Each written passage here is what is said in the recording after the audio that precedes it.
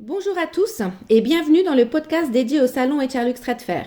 Je suis Céline Campi, votre hôte, et aujourd'hui j'ai le plaisir d'accueillir un expert éminent du cabinet Brucher Tilgen Associés, Marie Bénat, qui partagera ses connaissances approfondies sur la gestion des absences des salariés au Luxembourg, puisque c'est le thème de votre conférence Marie.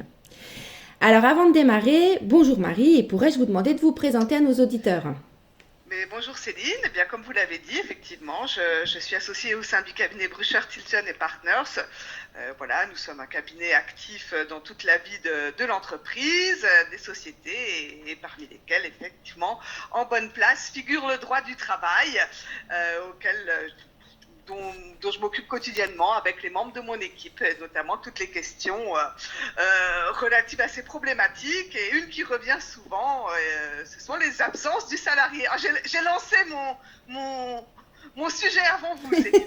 Il n'y a pas de souci, moi j'adore quand c'est dynamique comme ça et avec vous j'ai l'habitude. Alors du coup, je continue sur la lancée et je vous pose quand même ma première question. Pouvez-vous effectivement nous donner un aperçu de ce que les participants peuvent attendre de votre conférence lors du salon HR Luxe Trade Fair? Oui, alors pendant la conférence, on va essayer de balayer un certain nombre de sujets. Quand on parle d'absence du salarié, habituellement, on voit tout de suite la maladie. Effectivement, c'est un des points qui sera traité chez nous. Mais on ne se limitera pas à ce sujet-là. On parlera aussi de la problématique des jours fériés, parce que peut-être que certains des participants ne sauront pas qu'on peut priver, dans certaines conditions, le collaborateur du jour férié ou du moins de l'indemnité au jour férié. On parlera aussi des congés annuels. Se pose toujours la question, est-ce que Marie, et on me demande, Marie, est-ce que je peux refuser un congé qui est demandé? Oui, non, dans quelles conditions, j'essaierai d'y répondre. Il y a une problématique qui est revenue aussi, j'ai vu plusieurs fois là, au cours de l'année passée, c'est le congé sans solde. Mhm. J'ai pas mal de gens qui me demandent, oui, est-ce qu'on doit faire droit à une demande de congé sans solde? Est-ce qu'on peut la refuser? Si oui, dans quelles conditions? Bon, je toucherai aussi à un mot ou deux de ce qui est congé maternité, congé parental, mais qui sont généralement des types de congés qui sont bien maîtrisés au niveau des acteurs des ressources humaines, en tout cas. D'accord, donc Voilà. effectivement, je trouve ça très pratico-pratique et c'est ce que recherche notre public, donc ça c'est top.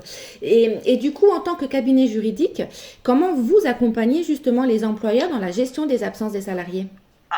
En fait, effectivement, on a souvent, donc moi par rapport aux gens avec avec qui je travaille, il y a souvent des questions qui arrivent. Tiens Marie, j'ai quelqu'un qui est en maladie, hein, typiquement ça arrive souvent.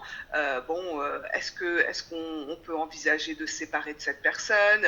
La personne est en maladie, mais j'ai pas reçu de certificat médical. Est-ce que c'est un problème? Dans quelle mesure c'est pas un problème? Il y a souvent, c'est marrant, dans les questions que j'ai souvent sur la maladie, il y a la croyance selon laquelle on pourrait être en maladie 3 jours sans jamais donner de Hmm. certificat médical. Bon, ça j'y reviendrai parce la, qu'effectivement, la fameuse légende urbaine. c'est la fameuse légende urbaine, donc toutes les absences doivent être justifiées. Donc c'est des points auxquels, voilà, c'est quelque chose auquel je suis confrontée.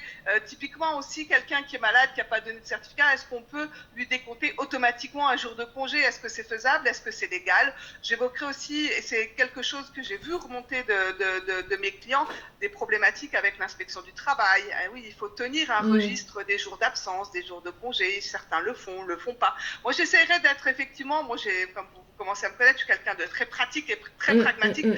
Aussi, on accorderait un temps aux questions-réponses qui, pour moi, sont des choses importantes. Et je répondrai de la même manière que dont j'ai l'habitude de répondre avec mes clients, Hmm. en donnant généralement une solution.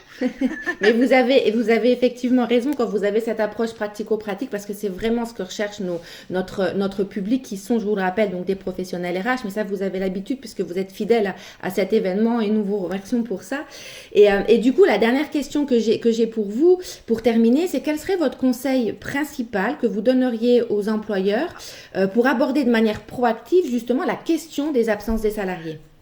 Alors moi je travaille pas voilà sur le volet sensibiliser les salariés, c'est votre job ça Céline, tous les conseils vraiment dédiés RH, mais du point de vue juridique en fait le meilleur moyen de pallier aux absences ou de conscientiser les salariés, c'est effectivement d'essayer de mettre alors des politiques en place ou en tout cas des règles en place au sein de la société. Typiquement, pour les jours de maladie, bien rappeler systématiquement aux salariés qu'effectivement, dès l'absence, il faut qu'ils informent l'employeur et que toute absence doit être justifiée. Ça, avec un certificat médical pour cause de maladie. Ce sont des éléments importants. Idem pour le processus des congés.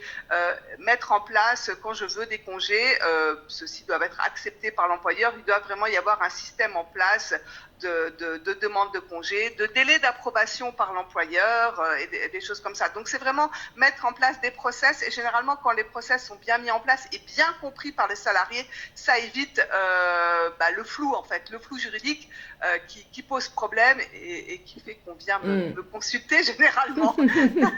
Je suis tout à fait d'accord avec vous. Eh bien, écoutez, Marie, on arrive à la fin de ce podcast aujourd'hui. Donc, j'ai envie de vous dire tout simplement donc un immense merci pour avoir joué le jeu encore une fois cette année, pour avoir partagé vos perspectives éclairées sur la gestion des absences des salariés. Et j'espère que vous, chers auditeurs, avez trouvé ces informations aussi instructives que moi, et notamment cette fameuse légende urbaine, et que j'ai hâte de venir écouter la réponse par rapport à ça. Donc, en tous les cas, avant de nous quitter, n'hésitez pas, chers auditeurs, à participer à la conférence de Marie Bénat, donc du cabinet Brucher, Tidjon & Partners. Donc, elle tiendra le 14 mars 2024 à 11h30 au salon HR Luxe Trade Fair, si vous souhaitez effectivement approfondir davantage ce sujet. Donc, Marie, encore une fois, un grand merci. Je vous dis donc à bientôt. Merci à vous, à bientôt.